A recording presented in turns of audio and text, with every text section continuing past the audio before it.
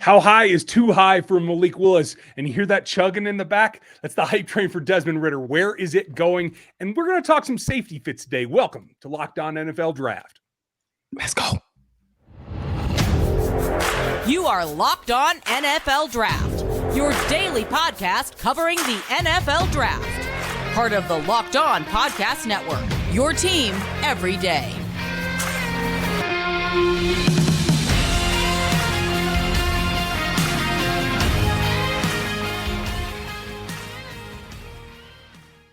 Welcome to another episode of the Locked On NFL Draft Show. I'm your host, former NFL and AFL defensive back, Eric Crocker. And, of course, I'm joined by my co-host, Ryan Tracy of Rogue Analytics, and also Rob Rain. All right, and he's here to talk to us a little bit about a Fox article he has. But first, we definitely want to thank you for making us your first listen of the day. Gentlemen, we're getting close to that time.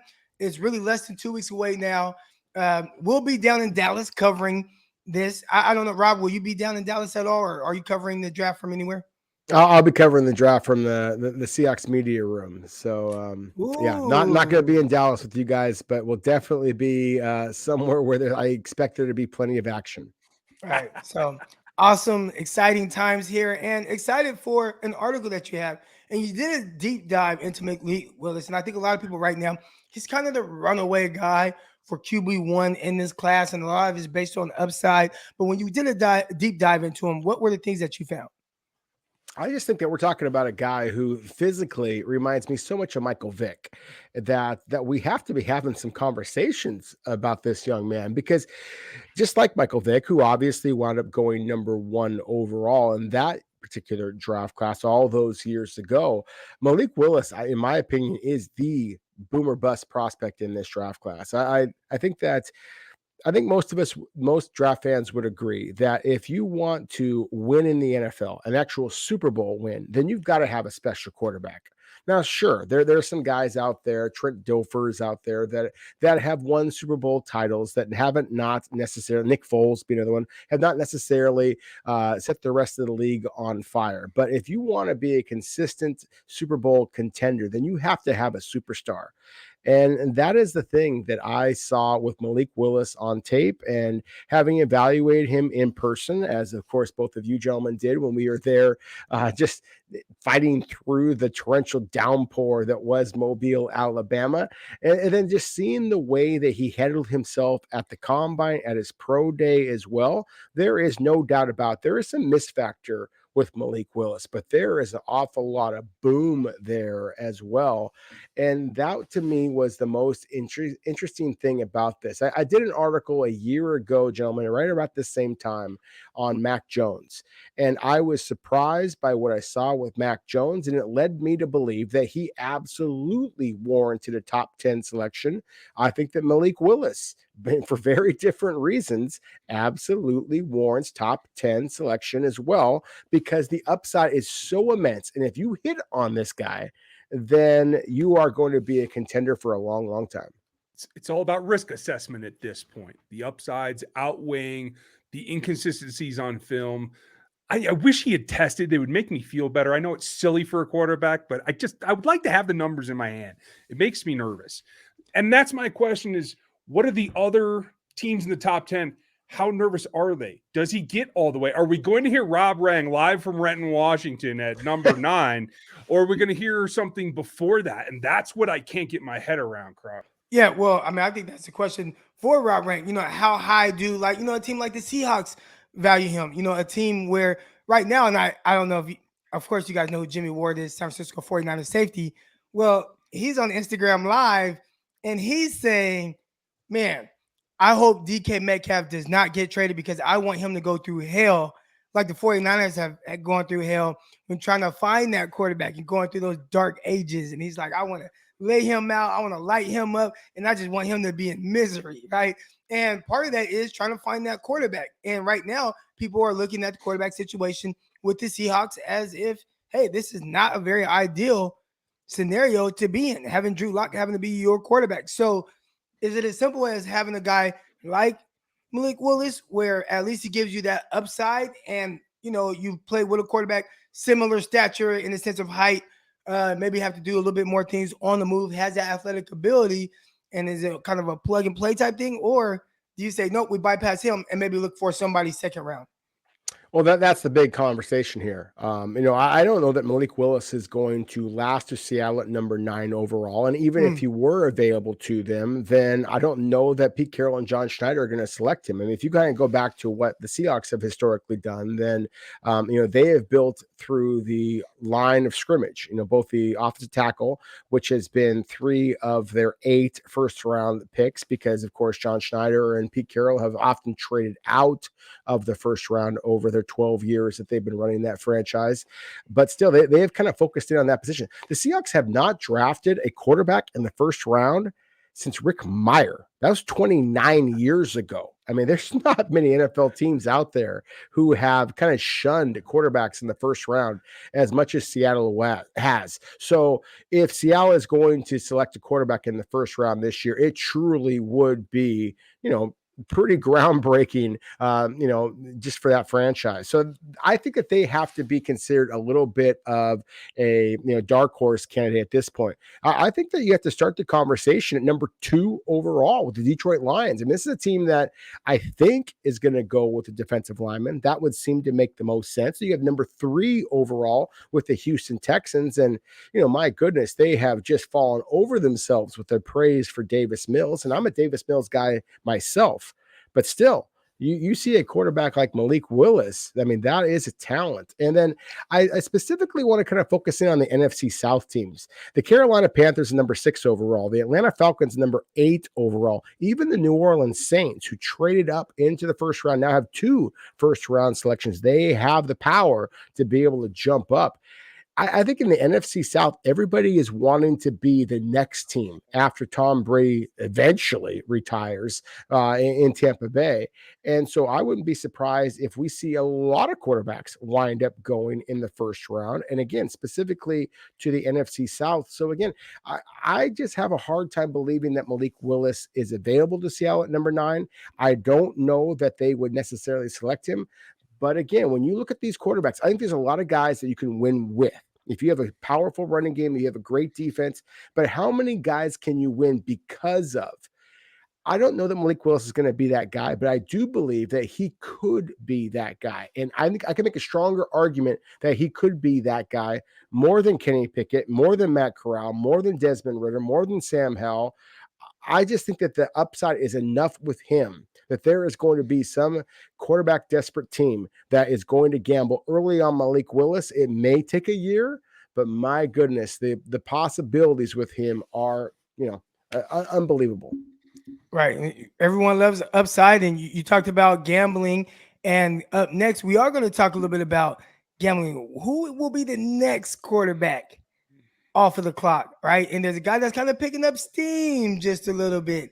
And you might want to head over to betonline.net to see what the odds are on who will be the first quarterback taken, who will be the second guy, how high will certain guys go. You can find all those odds at betonline.net. It is your source for the number 1 betting stats and sports information.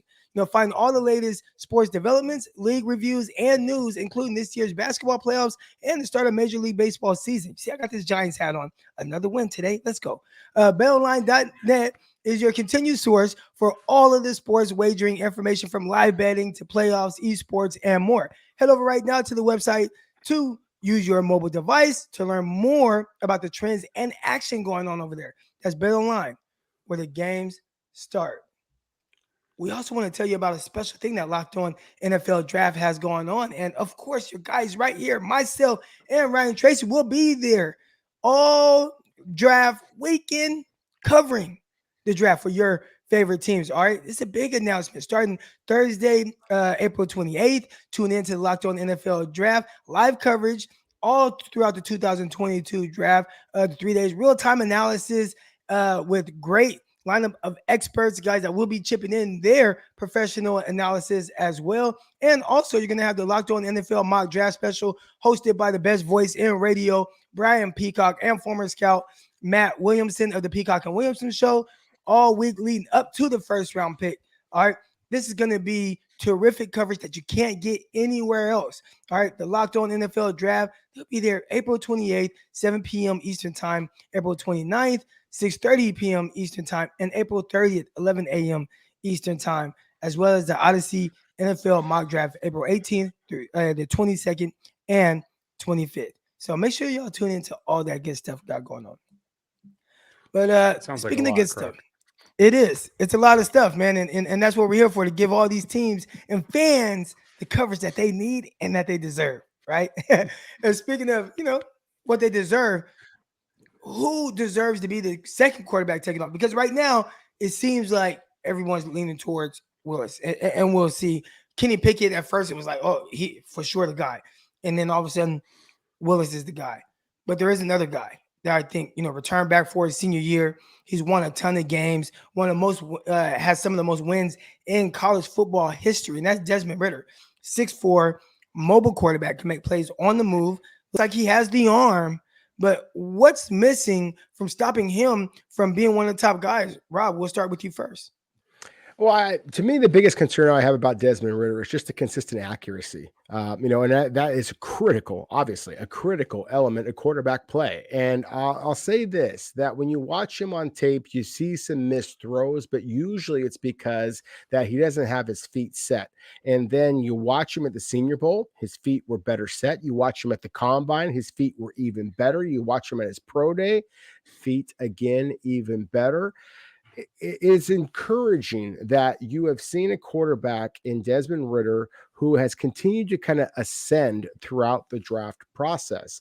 He was kind of characterized by many, including myself, as kind of a winner, but more of a thrower than a passer. More of a guy who would, throw the ball in a general area. And he had the wide receivers that Cincinnati, Alec Pierce is a really good football player, for example, that helped him out a little bit.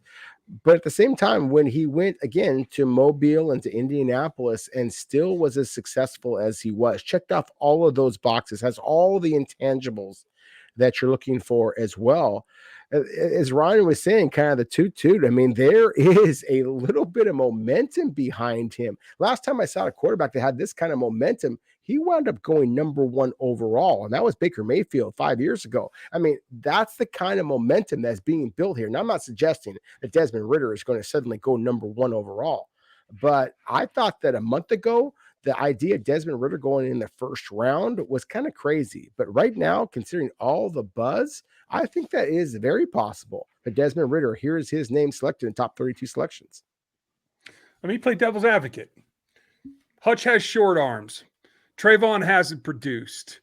We don't know if Thibodeau's into it. Malik is up and down on film. In any class, why couldn't this be the one that he gets all the way up there? That's what I'm saying. I agree with you. I think he was his own worst enemy a lot of times on film in terms of the way that he set his platform and tried to deliver the ball.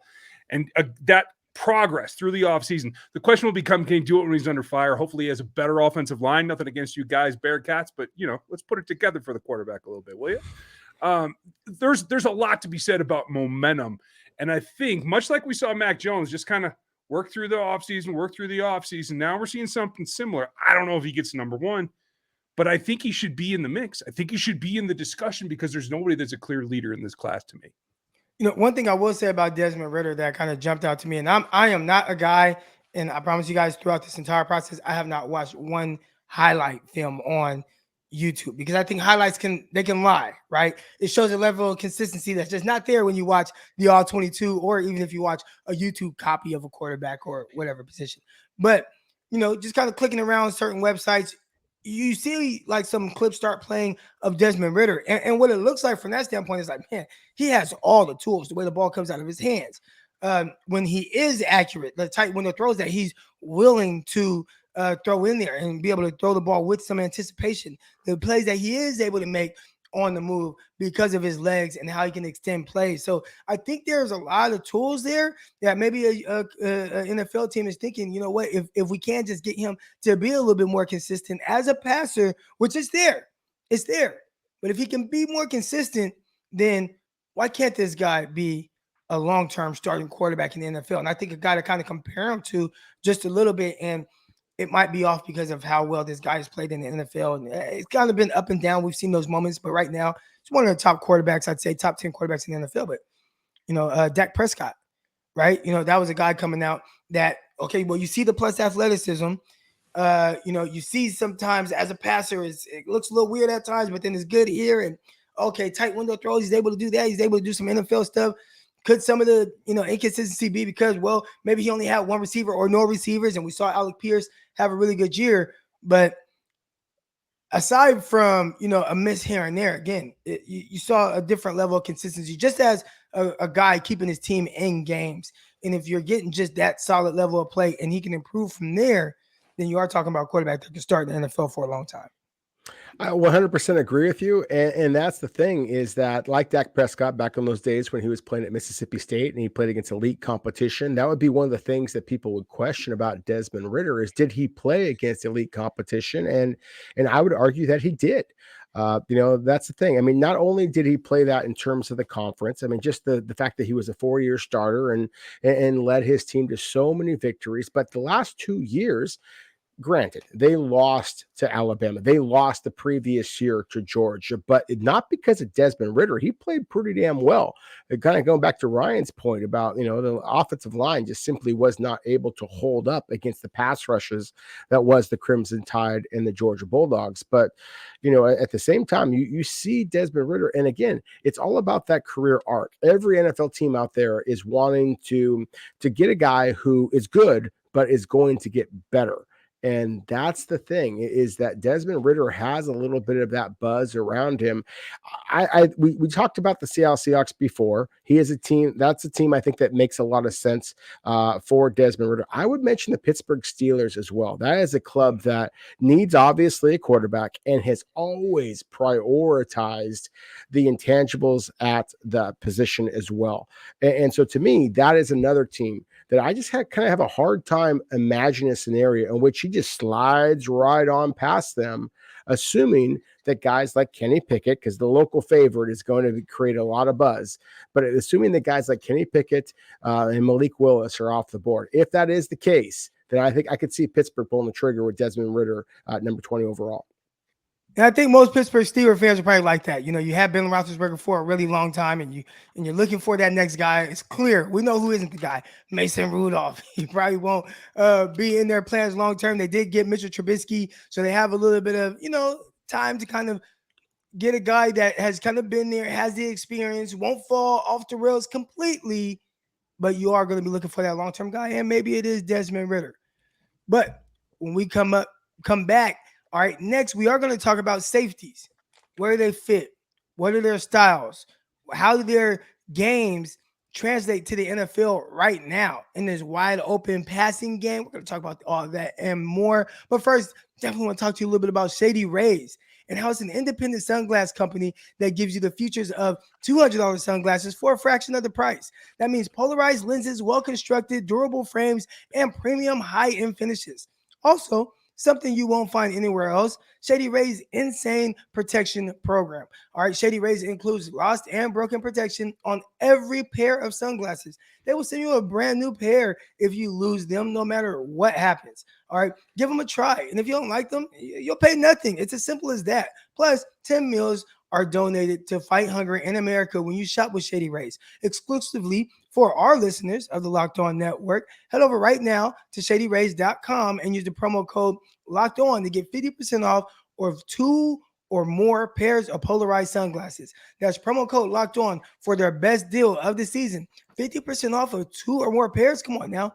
Do that right now. Shady Rays sunglasses backed by over 150,000 verified 5-star reviews. And also, while you're out there and you're looking through your phone, head over to rockauto.com. All right. With the ever-increasing numbers of makes and models, it's now possible for your local chain auto parts store to stock all the parts that you need. Why endure often pointless or seamless, intimidating questioning and have to wait while a person behind the counter orders the parts off of their computer, choosing only the brand that their warehouse happens to cover? All right. You have a computer with all the access to rockauto.com at home or in your pocket. So utilize that. Why save, time and money while using rockauto.com? That's the right thing to do. Why choose to spend 30%, 50%, or even 100% more on the same parts from a chain store or car dealership? Rock Auto is a family business serving do-it-yourselfers for over 20 years. Rock Auto prices are reliably low for every customer. So they have everything that you need as well. Brake parts, tail lamps, motor oil, or even new carpet. All right, go explore their easy-to-use website today to find a solution to your auto parts needs. Go to rockauto.com right now and see all the parts available for your car or truck. Right, locked on in there. How did you hear about us box? So they know that we sent you. Amazing selection, reliably low prices, all the parts your car will ever need. rockauto.com. So, guys, I kind of made a little bit of headlines. I was on a podcast with Lindsay Rhodes, and she asked me, she just assumed that I was going to say the number one safety in this class was Kyle Hamilton. And I know a lot of people have been going with that. And I want to preface this by saying this is not a hot take or anything like that. It's just my preference. I like legit coverage guys. And when I say coverage guys that I feel like, hey, you could play man. I could kind of leave you on the island. You can play some quarter stuff and match vertical with guys. Your change of direction is on point. Play fast, like a missile. Test it well. Have size. And to me, that guy is Lewis Cine. Now, some people might push back on that. But to me, I think he's the most talented guy. And obviously, you look at Hamilton, he's really tall, 6'4". He's long. He has the athleticism. And you see him make plays. That's terrific. How does the game translate to the next level? I think there are going to be a little bit of questions. Don't want to overthink it, but we have seen guys like, like a Derwin James kind of fall, and obviously he's tremendous. I think Derwin James has a little bit more pure coverage skills than that of Hamilton. Rob, am I off by saying that? Am I crazy to say that? I don't think that you're crazy in saying that. I personally have Kyle Hamilton as the number one safety in this draft class. And as you're starting to describe the coverage ability, I thought you were going to go at Dax Hill from Michigan. But at the same time, you're not breaking my heart by talking about Lewis Cine. I mean, oh my goodness. In terms of just bang for your buck, in terms of the whole package, I want a safety that can cover. I want a safety that can thump. I live in Seattle. I mean, we had Earl Thomas and Cam Chancellor back in the day. You could kind of do a little bit of both. And, and one could argue that Quandre Diggs and Jamal Adams can do that as well, but still not the level of those two potential Hall of Fame kind of players. And that's what I see with Lewis Cine. I mean, it was difficult to be able to make splashy plays at Georgia, considering all the talent that's ahead of him. But at the same time, I think that pound for pound, the biggest hitter in this draft class is Lewis Cine. I think that you could make an argument, as you just did, that he is the best cover safety as well. So if he is both the biggest hitter and the best cover guy, then what the hell are we talking about here? I mean, that's the guy that should be going in the first round. So to me, that's one of the fun things about this draft class, guys, is I think that the safety class has a little bit been underrated. We talked so much about edge rushers, so much about cornerbacks. When we're talking about defense, that's been the focus. And I think that this safety class is really, really good. I'm kind of fascinated to see how it all turns out. I think you can make an argument that Hamilton, that Cine, and that, again, Dax Hill from Michigan are all going to wind up going in the first round. And everybody is focused so much on the Notre Dame prospect, probably because he plays for Notre Dame. But I think that there's a lot of good football players behind him. I think that besides those three, again, Jaquan Brisker from Penn State, Jalen Petrie, oh my goodness, from Baylor. I mean, you're talking about five guys that probably should be top 50 selections. And again, nobody's talking about the safeties. I think it's what really good football teams like the San Francisco 49ers and the Kansas City Chiefs are just kind of hoping that people continue to stay quiet about this year's safety class. Yeah. Listen, I miss Ronnie Lott and Kenny Easley as much as anybody. But you got to be able to cover more than that today. And I agree with you. There are teams that want to use the safeties, especially in a too high, to erase part of the field so you don't have to make the investment in corners. You see more and more teams not wanting to make that shutdown corner investment because, quite honestly, it's still up and down. It's still a big risk. My only problem is, I agree. When you were saying that, Croc, my mind went to Dax Hill. I think he's the best cover safety in this class. I think he's better than Cine. But Cine has that package of that downhill, of being able to play deep, of being able to really impose his will. Because if you want to run seams, you got to watch yourself now. If you want to run deep overs, you got to watch yourself with him back there. And I think that changes the tempo of what offenses can do, especially on the deeper part of the field. Is he number one? I don't know. Like the three of them, him, Hamilton, Hill, like you could take your pick. What are you prioritizing? And the funny thing is I think most people would say if you wanted size and thump and a guy that can go make an impact, they'd lean towards Hamilton because of the measurables, but he's not the biggest hitter. So for me, I think I'd still lean a little bit towards coverage, especially in what I think we need to get to now is this particular group is safe. There's a lot of guys that can drop down and play nickel and be a Swiss Army knife. And Dax Hill is one of them. Petrie's one of them. Brisker. A number of guys that can go from that nickel slot kind of corner guy into robber, taking half the field away. I don't know there's anybody that's going to drop back and be a single high, but it's the versatility of this class that I think really makes that the most well-rounded. And maybe that's where Cine has the biggest advantage overall.